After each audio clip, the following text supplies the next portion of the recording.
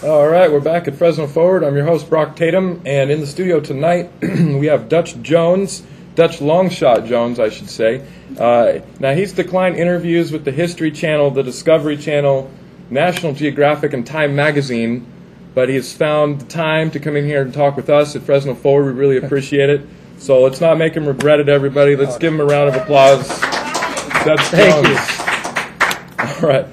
Now, you are sort of a training coordinator for a Christian partisan militia group, and you do a lot of training. I know you have a Christian man camp that's coming up, and you do a lot of survival training for people just showing, health and medic sort of situations. Yeah. Full orb training. Right, okay. And so just to start off, what are some of the common misconceptions that you hear about Christian militias? Well, a lot of people think we're fanatical.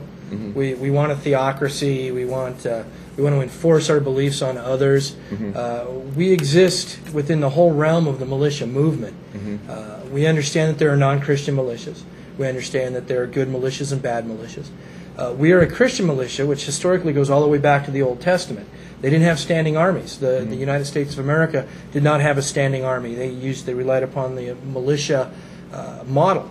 And we just reach back into our heritage, our Christian heritage, and our political heritage as a nation, and we just want people to remember that it became an evil thing in the modern era. The media it almost got demonized by mainstream media. It sure did. You often hear, they talk about the militias in the Middle East, they talk about the militias in Europe, but when they talk about the American militia, it's a negative stereotype. What was the intention of the founding fathers when they were sort of granting protection for Americans to form militias, with the Second Amendment? What can you say about that? Well, they were trying to protect an existing right, a natural law, a God-given right from Lord Jesus Christ. It's common sense for us to protect ourselves. At least it used to be. Unfortunately, in the modern era, we don't. But back then, they just wanted to outline a protection. It wasn't for sporting goods.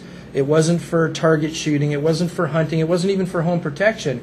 The Second Amendment was clearly to oppose tyranny and outside forces because they did not have a standing army. There was not a standing army. And in fact, they did not want a standing army. And a standing army to this day is unconstitutional. Can you tell us a little bit about the need for Christian militias and the training that you provide? Well, the need for it goes back historically, communities supporting communities. The Christian militia is there to protect property and protect lives. We're not to break things, we're not to blow things up, we're not to enforce the will of a governmental entity. That's what they created the Army for. That's why they had to become extra constitutional for that. So we want our neighbors to support one another. We do CERT training, Community Emergency Response Team training, where we train in urban search and rescue, disaster preparedness. We do emergency medical transport, shelter operations. The smallest part of what we do is martial. We have less firearms training than we do survival training and rescue training, common sense training. We had women teaching how to make soap in a fallen economic environment.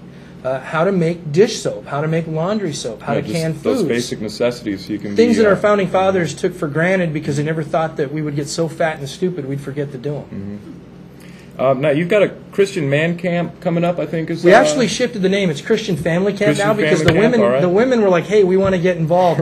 We will continue to do Christian man camps, but after our success of our 16th annual Old Pass Conference training, they wanted to get right back in there, and the ladies wanted to do some stuff. That's cool. So, November 11th, 12th, and 13th, we're going to be doing some more training up there. We've got a couple pictures I just want to show of some of the training that you guys are doing so people can get a look at it.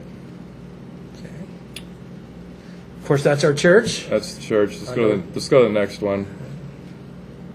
Now here's one picture. Yeah, this would be an example of the martial training where we patrol. We realize as partisans, because the reason we use the word partisan is our membership is dropped. We're not recognized by the state because they refuse to obey the law. So we're out doing patrolling. And go to the next one. And learning how to patrol there. Now here's some more of your rescue. This is an urban search and rescue, and you can see we had quite a few. We had 40 people that day come out. not just church members, people from the community. We open our training up to anyone who's willing to come out and get their hands dirty. And we remove some dummies underneath some debris, large concrete slabs. Yeah, let's go to that last picture. And then what we did is we then replaced them with our children and then transported them and conducted medical triage on them. And everybody got a chance to, because we had a bunch of classroom time. There were several days of training that led up to the hands-on training. Yeah, no, it's great. Everybody really needs to get in there and see what it feels like, to pick up a human body and move it somewhere. My background's in public safety, and I understand it. Yeah. But a lot of people don't realize how things are going to be when we can't dial 911 anymore because they won't either financially or geographically be there. Yeah, one of the links I noticed on your website, you've got the Social Chaos Survival Guide, which I thought was great. My son loves that one. Yeah. My son Lou. Some of the things they're going to teach you about in there, how to practically neutralize the effects of tear gas. Because that is a very realistic risk, especially in an economic collapse. People that haven't prepared are going to have to go to city areas to obtain food. There's going to be riot control going on because our federal government's not going to want to feed you. Right. Let's see, improvised survival gadgets, how to scale a 12-foot cement wall. Yes, I'm still working on that one.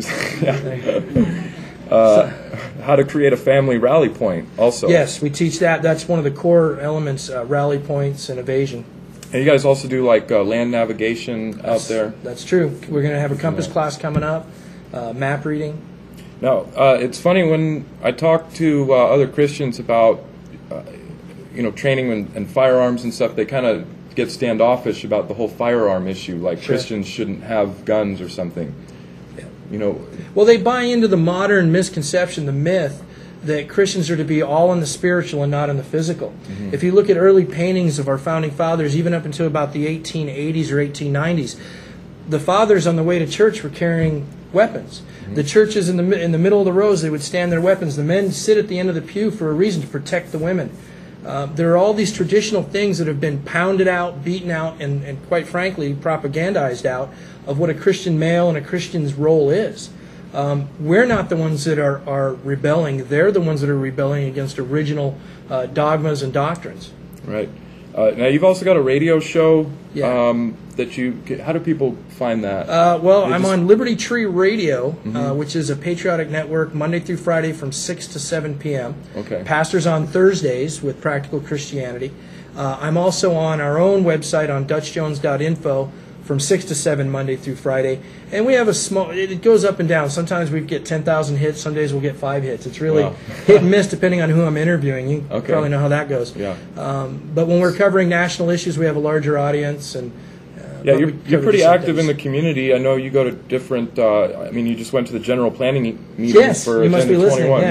Yeah. And you spoke on the record there. Pastor and I both did. We got 3 minutes. Pastor addressed the biblical and issues and leadership issues, and he tried to counsel them to be wise. I went constitutional, and we wanted to let them know that even if it was just 2 of us, we were watching them in the decisions they were making in these small baby steps towards the UN's Agenda 21 plan for all of us. And they got another meeting coming up. The Central Valley Tea Party has an event this Saturday where they're going to be talking about Agenda 21. That's great. I saw that. Yeah. So, we're just glad you're out in the community and you're spreading the word. Yeah, we go to town hall meetings. It's one of the reasons why I agreed to do this show. Not that I have a big ego or anything, or I can't really complain about the nation when I'm not acting locally. And also, the other people that want to interview me would be on tape or in print. You agreed to do it live. You're not going to chop up what I'm saying and try and manipulate it. And unfortunately, that has happened to me in the past, where they try to make me sound like a wild-eyed, militia guy. They've even said we're racist, and which is ridiculous because we allow all races to join our militia. We love all creations of God. It's just part of that misconception that's been fed to propaganda. Everyone. Right. Yeah. Well, we thank you for coming in tonight. We really appreciate it. Dutch Longshot Jones, everybody.